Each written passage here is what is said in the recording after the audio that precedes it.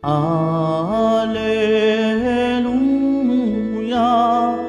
alleluia,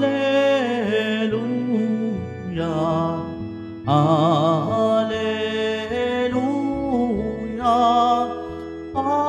alleluia. Ang Diyos ay maghahari na,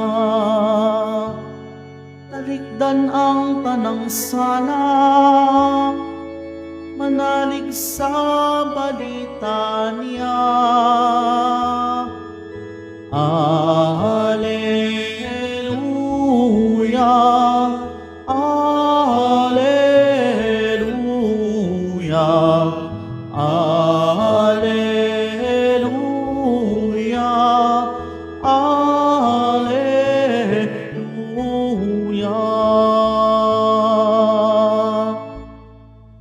Sumainyo ang Panginoon. At sumayo rin. Ang mabuting balita ng Panginoon ayon kay San Mateo. Papuri sa iyo, Panginoon.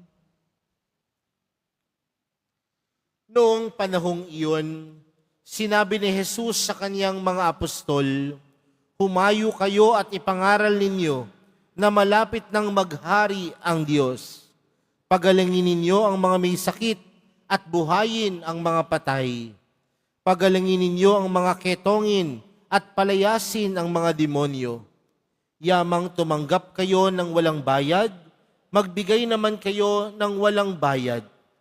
Huwag kayong magdala ng salapi, maging ginto, pilak o tanso sa inyong lukbutan. Huwag din kayong magdala ng supot sa inyong paglalakbay, ni bihisan, pampalit na panyapak o tungkod, sapagkat ang manggagawa ay may karapatan sa kanyang ikabubuhay. At saan mang bayan o nayon kayo dumating, humanap kayo ng taong karapat-dapat pakituluyan, at manatili kayo roon habang kayo'y nasa lugar na iyon. Pagpasok ninyo sa bahay, sabihin ninyo, maghari nawa ang kapayapaan sa bahay na ito. Kung karapat-dapat ang mga tao sa bahay na iyon, panatilihin ninyo sa kanila ang inyong bati. Ngunit kung hindi, bawiin ninyo ito. At kung ayaw kayong tanggapin o pakinggan sa isang tahanan o bayan, umalis kayo roon at ipagpag ang alikabok ng inyong mga paa. Sinasabi ko sa inyo na sa araw ng paghuhukom ay higit na mabigat ang ipaparusa sa mga tao sa bayang yaon kaysa dinanas ng mga taga-Sodoma at taga-Gomora.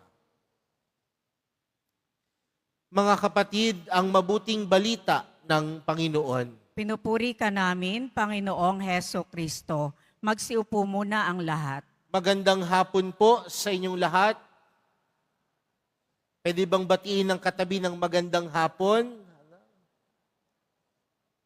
Mga kapatid, bilang isang mananampalataya kay Kristo, tinuturing marahil natin ang ating mga sarili na tagasunod ni Jesus.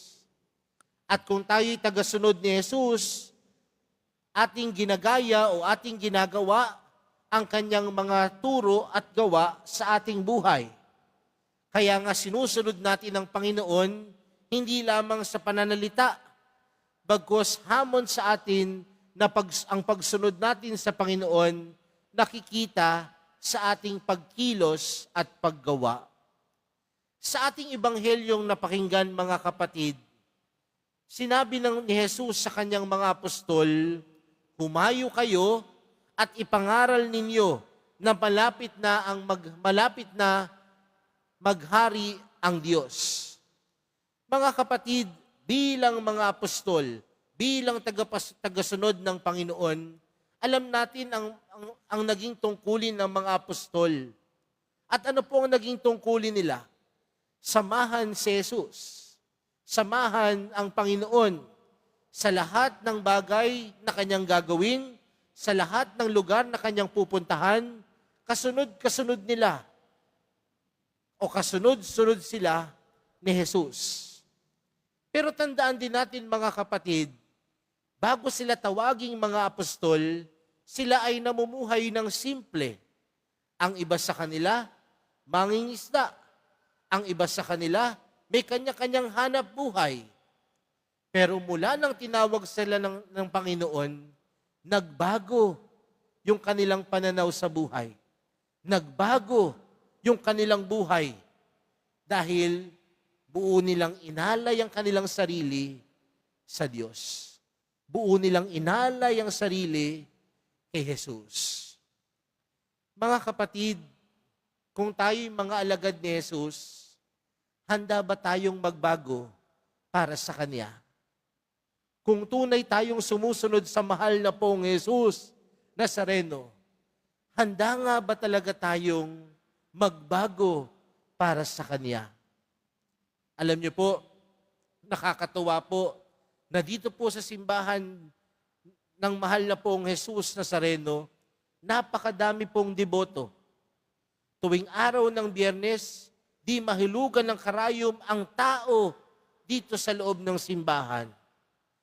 Pero ang tanong, sa pagsisimba ho ba natin tuwing Biyernes, sa pagdaluho ba natin ng misa, sa pagtawag natin sa ating sarili na mga deboto, tunay nga bang nagbabago ang buhay natin? Tunay nga bang maituturing ang ating mga sarili, hindi lang deboto, kundi tunay na tagasunod ni Jesus?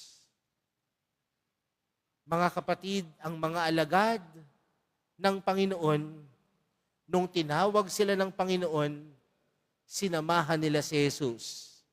At kasama sa pagsama nila kay Jesus ay ang pagbabagong buhay. Sino po ang deboto ng mahal na pong Jesus Nazareno? Marami.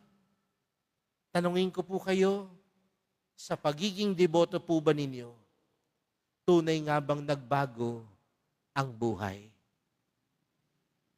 Yun po ang hamon sa atin. Samahan ng Panginoon at sa pagsama sa Panginoon, magbago ang sarili. Okay po ba yon? Pangalawang bagay, mga kapatid, kagaya nga po ng aking nabanggit ni Jesus sa Ebanghelyo, ano yung kanyang panawagan? Humayo kayo at ipangaral ninyo na malapit na ang maghari ang Diyos. Anong sinasabi ng Panginoon? Hindi lang dapat ang sarili ang magbago. Bagkus kasama sa misyon ng isang apostol, ng isang alagad, ng isang disipulo ng Panginoon na magpahayag ng kabutihan sa mundo. Mga kapatid, kung tunay tayong alagad at tunay tayo nakaranas ng pagbabago dahil kay Jesus, yun po ang ipangaral natin. Nakakalungkot po sa mundo natin ngayon, ang dating alagad ng Panginoon, siya ang binabago ng mundo. Hindi po ba dapat baliktad? Tayong nakaranas ng pagbabago mula sa Panginoon, tayo dapat ang magdulot ng pagbabago sa mundo. Tayong nakaranas ng kabutihan ng Panginoon, tayo ang magbigay ng kabutihan sa mundo. Hindi yung ang mundo ang nagbabago sa puso natin. Bagkus tayong mga alagad, tayong mga tagasunod, ang siyang magsilbing magpabago sa kabutihan para sa mundo. Mga kapatid, may kanya-kanya po tayong misyon. Pero nung tayo po ay bininyagan, ang pangunahing misyon po natin ay ipahayag ang turo at gawa ng Panginoon. At kung tayo nakaranas ng pagbabago dahil tayo sumunod kay Jesus, maganda po na tayo din ang magsilbing paraan ng Diyos upang ang lahat ay tunay na magbago. Huwag mong hayaan ng mundo na baguhin ka, kundi hayaan na ikaw ay maging isang instrumento ng Diyos upang ang mundo ay magbago. Napakasarap po tumira sa mundo na kung saan namumutawi ang kapayapaan. Ang sarap tumira sa mundo kung saan namumutawi ang pag-ibig, ang awa, sa isa't isa. At makakaranas na at mararanasan lang natin ang mga bagay na ito kung tayo po ay magiging instrumento ng Diyos upang ipalaganap ang kanyang pagmamahal. Mga kapatid, kung nakaranas ka ng pagbabago, dahil ika'y naging tagasunod ni Jesus, dahil ika'y naging deboto ng mahal na pong Jesus Nazareno, nawa, hamon din sa iyo na maging instrumento ka upang ang mundo'y magbago. Amen.